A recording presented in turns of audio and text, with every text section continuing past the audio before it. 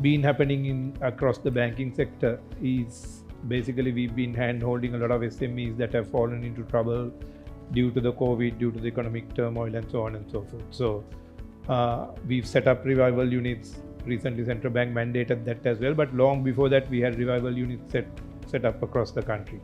And we've been working with the SMEs and micro entrepreneurs to help them with their revival plan. So what we, at a very early stage, we took the stance that there's no point asking for money that they didn't have. So we sat down and took the trouble to understand their cash flows. What could they afford on a monthly basis in terms of their debt?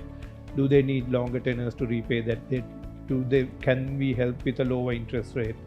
And so on and so on. It's sometimes capital holidays, interest waivers, and so on and so forth. So that has been happening. And now I think the worst is behind us, and we are seeing a lot of the industries are on a recovery.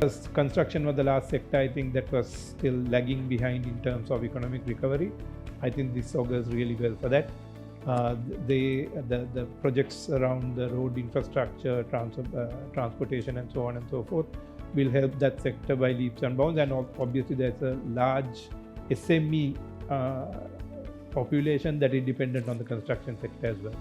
So all in all, that augurs really well for that sector as well.